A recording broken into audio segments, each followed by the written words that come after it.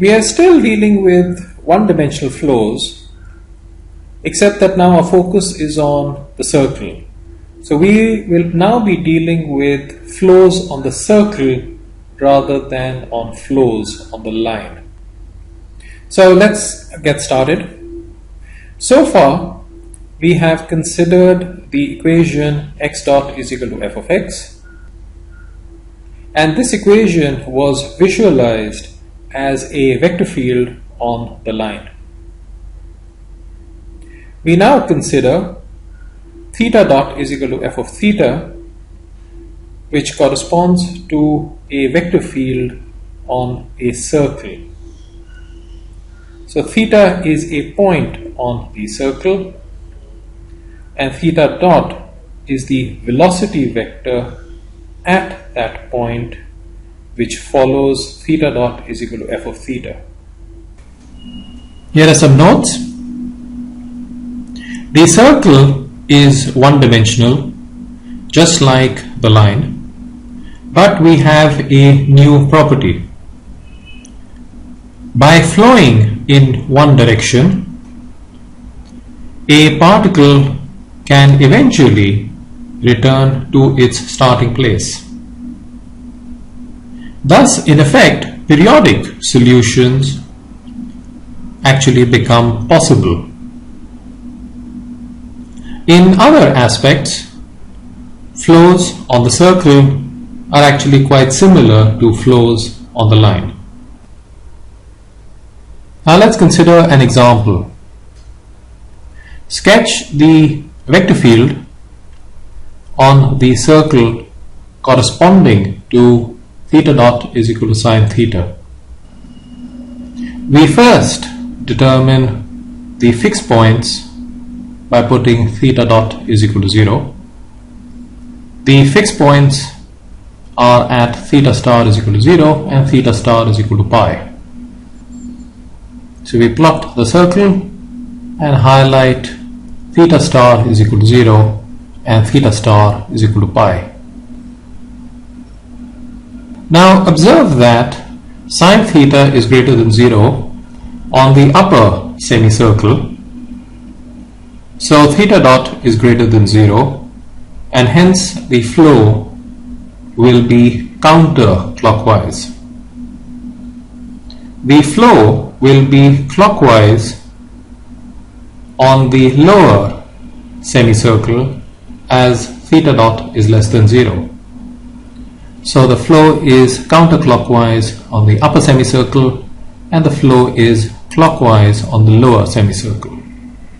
So highlighting the fixed points, one is unstable and the other is stable. So theta star is equal to 0 is unstable and theta star is equal to pi is stable. So let's consider another example. Can theta dot is equal to theta be regarded as a vector field on the circle for theta in the range where theta is less than infinity, greater than minus infinity? The problem is that the velocity is not uniquely defined. For example, theta is equal to 0 and theta is equal to 2 pi are two labels for exactly the same point on the circle. The first implies a velocity of 0, but the second implies a velocity of 2 pi. Now note that there is actually no issue in regarding theta dot is equal to theta as a vector field on the line. Theta is equal to 0 and theta is equal to 2 pi are two different points, so there is actually no conflict on how to define their velocity. So we now go ahead and offer a geometric definition. A vector field on the circle is a rule that assigns a unique velocity vector to each point on the circle. In practice, we get such vector fields when one has a first order system. Theta dot is equal to f of theta, where f of theta is a real valued 2 pi periodic function, i.e. f of theta plus 2 pi is equal to f of theta for all real theta. So let's consider a uniform oscillator. A point on a circle is called an angle or a phase. So example of a simple oscillator is as follows. The phase theta changes uniformly according to theta dot is equal to omega, where omega is a constant. The solution is theta is equal to omega t plus theta naught. Now this is just uniform motion around the circle at an angular frequency of omega. Note that the solution is periodic. Theta t changes by 2 pi and so returns to the same point on the circle after a time capital T is equal to 2 pi by omega. Capital T is the period of the oscillation. Note that we actually did not say anything about the amplitude of the oscillation. There is actually no amplitude variable in the system. If there were an amplitude and a phase variable, then we would be in a two-dimensional phase space. Now let's consider an example.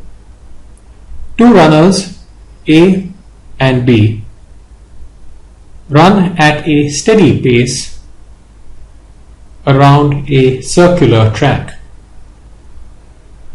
It takes A t1 seconds to run once around the track, and it takes B t2 seconds to run once around the same track.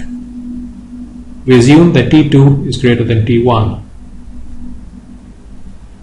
So note that A will in fact periodically overtake B.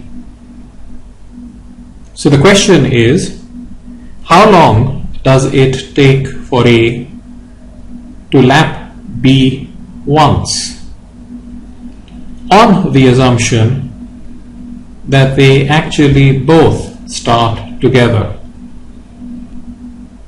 So here's the solution. Let θ1 of t be the speed of A, then theta dot is equal to omega 1, where omega 1 is equal to 2 pi divided by t1. Now this says A runs at a steady pace and completes a circuit every t1 seconds. Similarly, we suppose that θ2 dot is equal to omega 2, where omega 2 is equal to 2 pi divided by t2 for B. The condition for A to lap B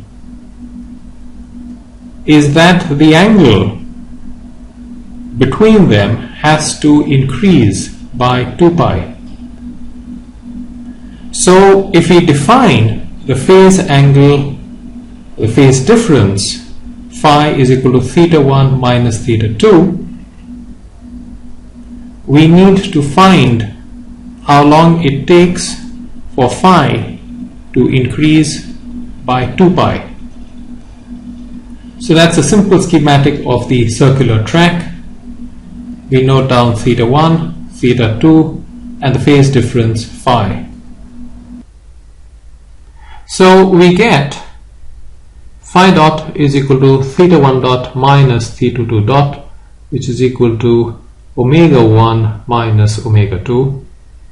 So the phase difference phi actually increases by 2 pi after a time t lap is equal to 2 pi divided by omega 1 minus omega 2, which is equal to 1 upon t1 minus 1 upon t2 to the minus 1.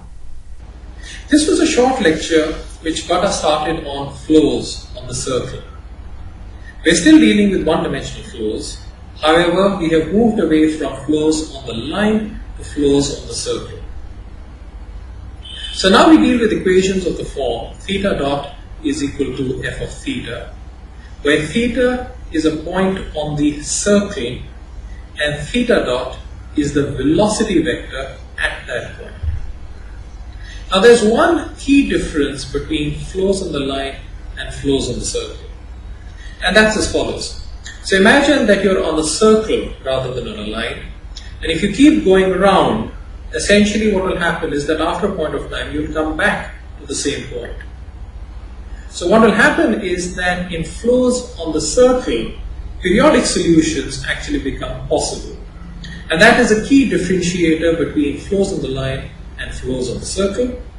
And in this lecture we started off by introducing a very simple uniform oscillator of the form theta dot is equal to omega.